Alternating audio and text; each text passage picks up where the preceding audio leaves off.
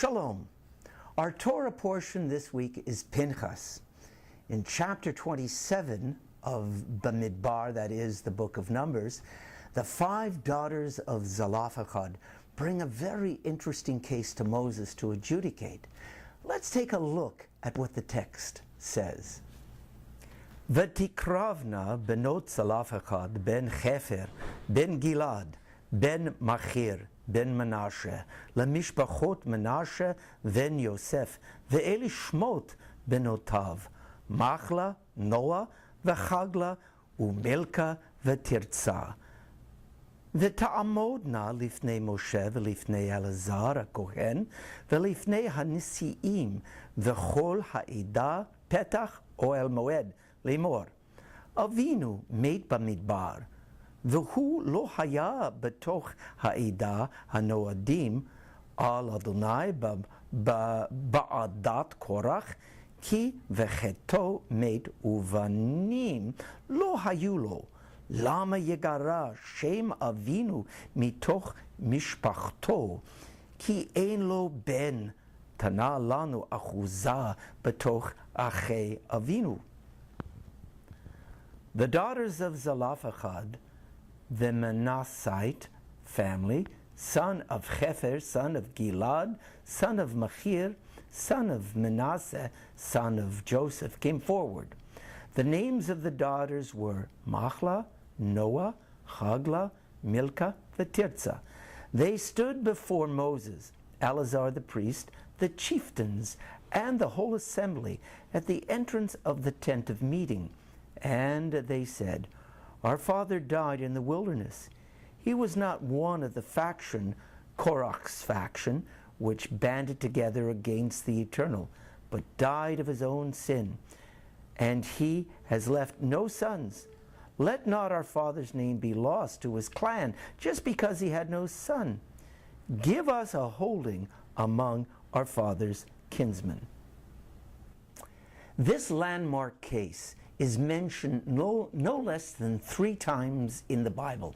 And in each instance, the names of all of the 5 daughters are mentioned. Now, why is this case so important in the annals of Jewish law? Why is it given such a prominent place in biblical literature? The answer given by many modern commentators is that the case of the daughters of Zelophehad demonstrates a departure from Jewish law up to that point in time, or at least a reformulation of Jewish law, of biblical law up to that time. Biblical law originally excluded daughters from inheritance rights when sons survived. The sages modified these laws by providing for the maintenance of the widow and the daughters of the deceased. In the 16th century, Moses Israelis, the author of the Shulchan Aruch, one of the early codes of Jewish law, permitted fathers to give their daughters a gift of half of their sons' share in their estates. And according to a takana, that is a rabbinic enactment, the chief rabbinate of Palestine in 1943 made it possible for daughters in Israel to this day, in the state of Israel to this day, to inherit on an equal footing with sons. This steady progress toward between equality for sons and daughters in the matter of inheritance rights began with the modest adjustment in the law brought about by the courageous daughters of Zelophehad, who said simply, let not our father's name be lost to his clan just because he had no son. Give us a holding among our father's kinsmen. Ultra-conservative groups among our people to this day insist that Jewish law, as given in the Bible and interpreted by the sages of old, is perfect and absolutely inviolable. If the fulfillment of a particular law seems unjust or cruel or inappropriate for our time, The problem, they maintain, lies within the individual, not within the law. They tell us that an individual must surrender his or her own sense of morality and justice and obey the law as written.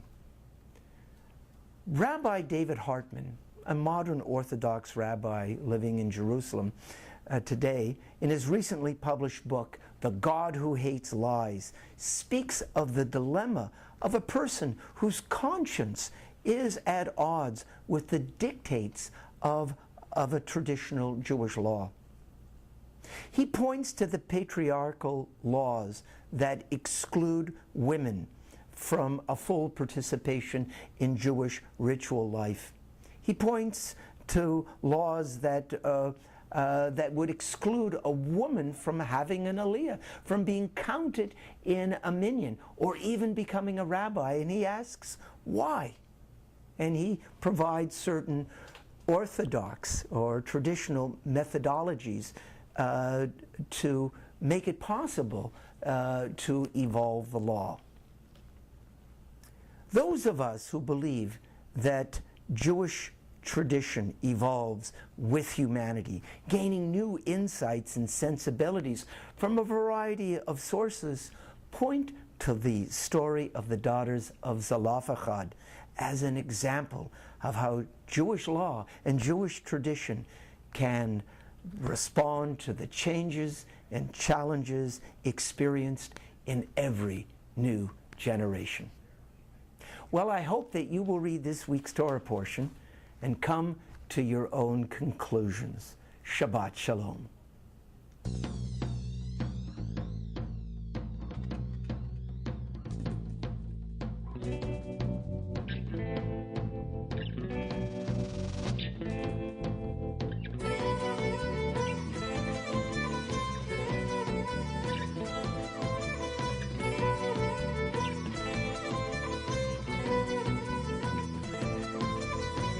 أبا شمعون كن بعوني لا دعيتك عينني أبا شمعون كن بعوني